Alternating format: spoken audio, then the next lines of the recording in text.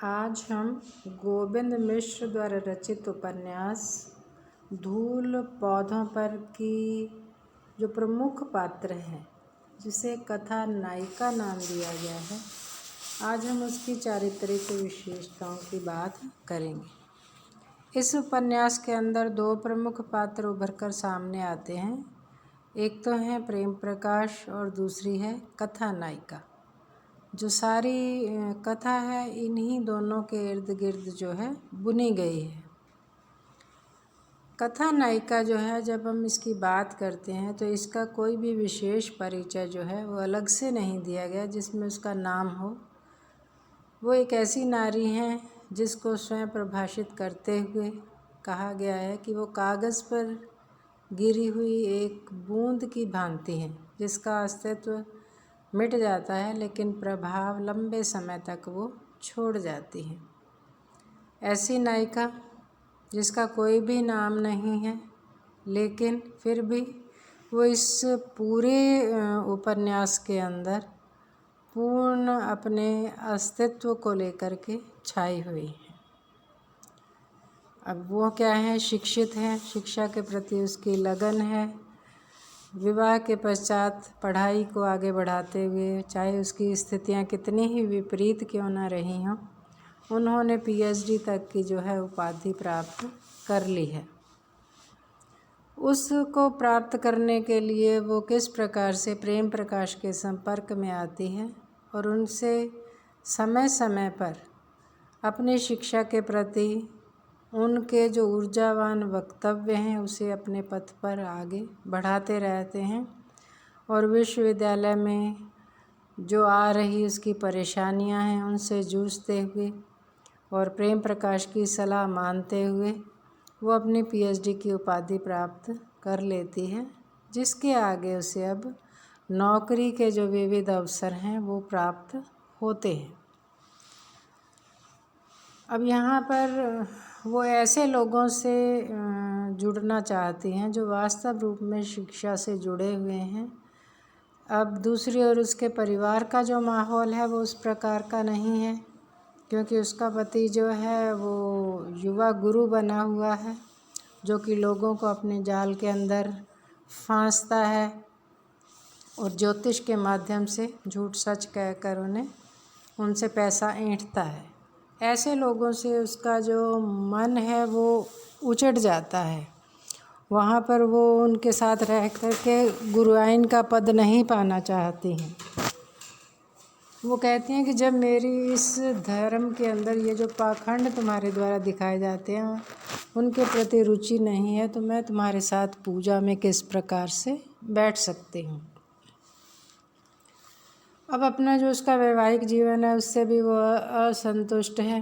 घर में रहते हुए उस अपनी स्थितियों को स्पष्ट करते हुए कहती है कि मेरे घर में जो 3 लोग हैं, मेरे पति, सास, ससुर, तीनों यूँ हैं तो अलग अलग तरह के, लेकिन एक चीज़ तीनों में सामान्य है कि बहू पर अधिकार मानना और उसे प्रताड़ना देना।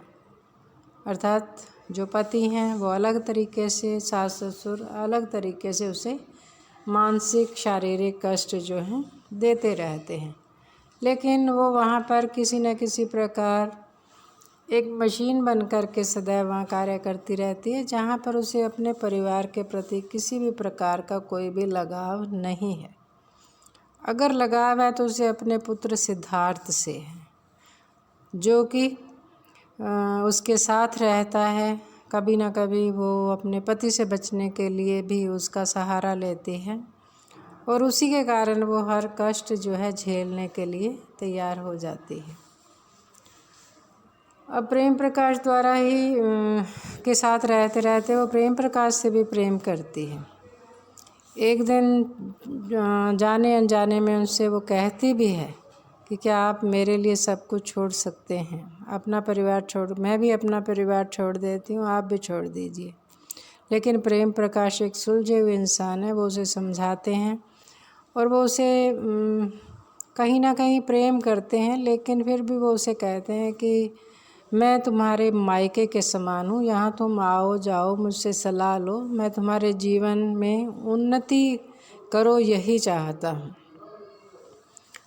इस प्रकार प्रेम प्रकाश के संपर्क में रहते हुए वो नौकरी पर चली जाती है, जहाँ पर नौकरी पर भी उसे अपने अस्तित्व को बनाए रखने के लिए संघर्ष करना पड़ता है।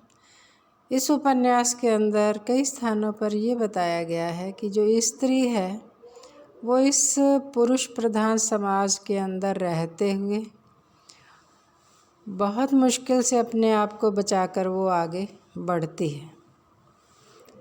अकेली स्त्री का रहना इस समाज के अंदर उसे चारों ओर जो देखती हुई जो निगाहें हैं उनका सामना करना पड़ता है, उनके सवालों का सामना करना पड़ता है। इस प्रकार वो अपनी नौकरी पर बनी रहती है। अब कथा नायिका जो है वो चिंतनशील जो है वो स्त्री है। वो अपने आत्मचिंतन करती है कि कहाँ पर उसने कुछ गलतियाँ की हैं, उन गलतियों को सुधार कर उनसे प्रेरणा लेकर के जैसे वो आगे बढ़ती है, घर से चली जाती है, फिर मौका पा कर के जो वापस आती है अपने बच्चे को साथ ले जाना चाहती है और निरंतर संघर्ष करती हुई वो आगे बढ़ रही है। वो भावुक स्त्री है। कई बार वो अपने बच्चे के कारण या परिस्थितियों के कारण उसे अपनी बुद्धि के स्थान पर हृदय से काम लेना पड़ता है। ये जो सारी स्थितियां हैं उसे एक माँ होने के कारण, एक पत्नी होने के कारण जो है उठानी पड़ती हैं। कथा नायिका जो है पूरे समाज के अंदर, परिवार के अंदर जो स्त्रियां हैं उनकी दशाओं को सामने दिखाती हुई हमें एक कथा नायिका के रूप में दिखती हैं कि किस प्रकार से उसने अपने बलबूते पर संघर्ष करते हुए इस समाज से और इस अपने परिवार से किस प्रकार से उसने अपने आप को संभाल करके उसने आगे बढ़ना सीखा है। कथा नायिका जो है चाहे वो नौकरी करने जाती है लेकिन फिर भी जो पूरी तनख्वाह है उसको ला करके अपने परिवार को दे देती है, पति को दे देती है। वो केवल इसलिए देती है कि किसी न किसी प्रकार से जो परिवार है उसके अंदर शांति बनी रह सके। इस प्रकार जो कथा नायिका है उसका चरित्र जो है हमें बहुत सारे रूपों में, एक माँ के रूप में, एक पत्नी के रूप में, एक प्रेमिका के रूप में सामने जो है वो दिखाई देता है। जीवन के हर मोर्चे पर वो लड़ती हुई दिखाई देती है, जो खुद ही अपनी उस पीड़ा को अपने अंदर समेटे हुए संघर्ष करते हुए आगे चली जाती है।